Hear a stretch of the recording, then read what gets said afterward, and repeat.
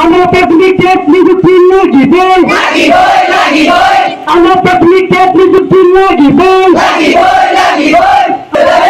আমরা তাদের ন্যায্য দাবি সরকারি প্রাথমিক বিদ্যালয় রক্ষা করো সরকারি প্রাথমিক বিদ্যালয় রক্ষা করো সরকারি প্রাথমিক বিদ্যালয় রক্ষা করো সরকারি গুটি পড়াশালিকা রক্ষা করো সরকারি গুটি পড়াশালিকা রক্ষা করো সরকারি গুটি পড়াশালিকা রক্ষা করো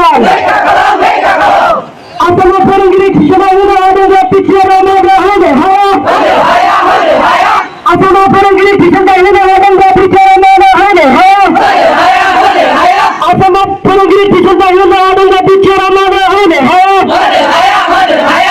ওখানে যদি শিক্ষককে যদি দিব পারেছে আমার পিছিয়ে ক্রিয়া দিব মরে ওখানে যদি শিক্ষককে যদি দিব পারেছে আমার পিছিয়ে ক্রিয়া দিব মরে ওখানে যদি শিক্ষককে যদি দিব পারেছে আমার পিছিয়ে ক্রিয়া দিব মরে आं नोंथांमोननि मिडियानि भिउवार्स गासैखौबो जोंनि टेक कलेजनिफ्राय हामलायथि बावहरबाय जों दा जोबोद दुखुआव दङ मानो होननानै बुङोब्ला जों मानगोनां प्रमद बर' बिथांनियाव सोङो नोंथांनि फिसालाया जुदि नोंथांनाव सोङोब्ला बाबा आंनो मम' चावमिन जानो लुबैदों अब्ला नोंथाङा स्कर्पियन होगोन नामा खांख्राइ मेथाइखौ होगोन नामा होआ ना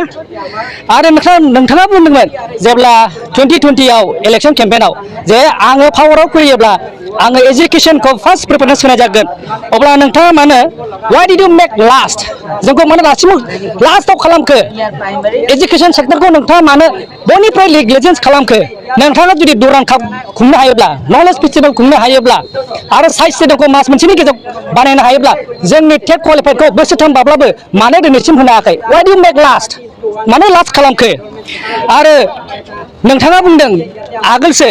जे जोङो टेट क्वालिफाइडखौ 75% होबाय नोंथाङा बे टेट क्वालिफाइडखौ सुइजारलेण्डआवसो हैदोंमोन नामा जोंनि बिटिआरआवथ' दाबो 75% टेट क्वालिफाइड होआखै नोंथाङा सुइजारलेण्डआव हैदोंब्ला अननानै सुइजारलेण्डनिफ्राय बड'लेण्डआव लाबोफिन आरो जों खावलायो since 2017 to 2023 Assam has appointed more than 6 times नाथाय why not single in BTR आसामाव जुदि 60 खेब फोरोंगिरि थिसनथाइ होनो हायोब्ला जोंनि बिटिआरआव बड'लेण्डआव खनसेबो माने थिसनथाइ होनो हाया आरो mister Dipen Boro' president of ABSU नोंथाङा बुंदों आरोबाव नोंथाङा बेबायदि बुंदों जे टेट खुंबावनांगौ जोंनि बिटिआरआव since 2017 to 23 जों more than 20,000 टेट क्वालिफाइड दङ अब्ला नोंथाङा मा डाटा लानानै टेट खुंबावनांगौ बुंखो ना नोंथांनि डाटाया अखाफोराव थायो नामा बे जोंनि सोंथि आरो जोङो खावलायदों जे जोङो बोसोर भिक्टिमाइज जानो जों गोसो गैलिया बेनिखायनो जों खावलायो जुदि प्रमद बर' नोंथाङा जुदि जों टेट क्वालिफाइड होनायनि साबिखौ सुइजारलेण्डआव हैदोंब्ला अननानै बिटिआरआव लाबोफिन आरो थाबैनो बे अक्ट'बर दानावनो जोंनो फोरोंगिरि थिसनथाइखौ होनांगौ जों गले गले खावलायो मानगोनां प्रमद बर' नोंथाङा थाबैनो बे अक्ट'बरनि दानावनो जोंनो रिक्रुटमेन्टखौ होनांगौ आरो थाबैनो बे थिसननायजों लोगोसे जोंनि बिटिआरनि जेसेबांनाखि गुदि फरायसालि आरो गेजेर फरायसालि दं बेनि फोरोंगिरिनि समादानखौ नोंथाङा थाबैनो होनांगौ थेंक इउ खुलुमबाय जोंनिसिम सफैनो हानाय गासैबो रादाब खौरांगिरि नोंथांमोन जों दिनै नैबे खौरांगिरिनि गेजेराव जों बेखौनो फोरमायनो सानदों जोङो दिनै नैबेवहाय सेन्ट्रेल कमिटिया धर्नाकर्सि खालामदों धर्ना कार्यकर्सि आरो बेनि गेजेरजों जों बेखौनो दुखु फोरमायदों जोंनि आसाम सरकारा जोंनिसिम गोबांबार खेबथाम खेबब्रै 2019 निफ्राय दिनैसिम 2023 सिम खेबब्रै 4 टाइम्स बेवहाय रिक्रुटमेन्ट जानानै थांबाय प्राइमारि लेभेलाव नाथाय जोंनि बिटिआरआव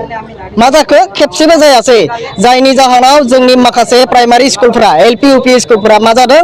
सानफ्रोमबो दान मोनफ्रोमबो गंफा गंनै थैयै दा माबायदि अबस्थायाव जादों दाखालिसो जोंहा मानगोनां डक्टर रनज पेगु सारा जोंनि बिटिआरआव एबभ 4,000 नि सायाव जोंहा बिटिआर ओनसोलनिफ्राय माखासे स्कुलफोरा मा जानो थांगासिनो दं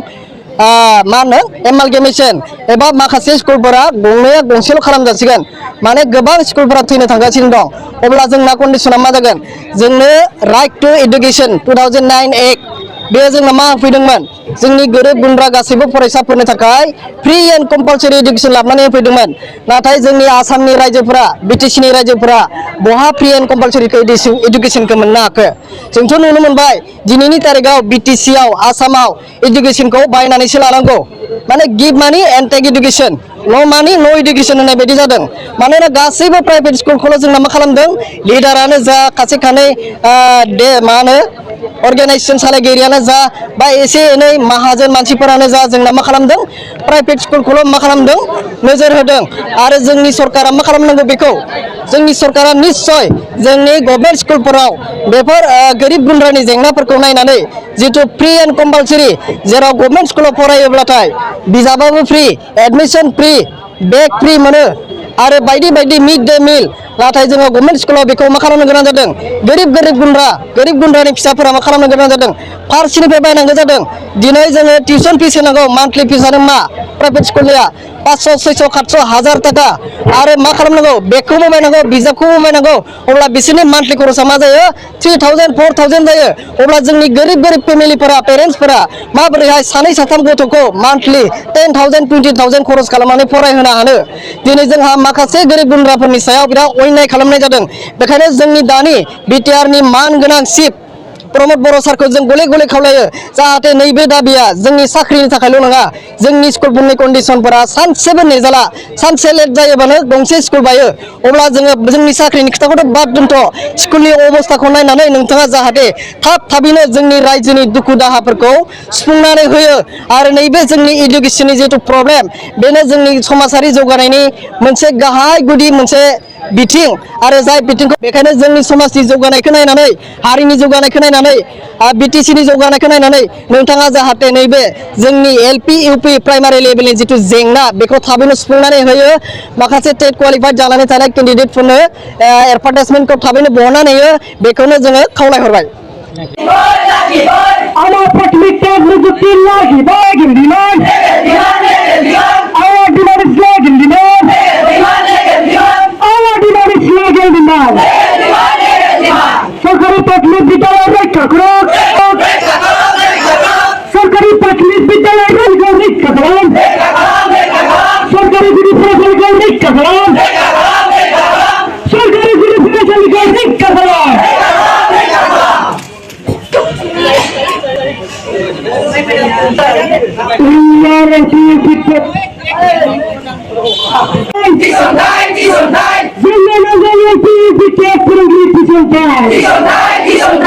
আমরা প্রাথমিক নিযুক্তি লাগি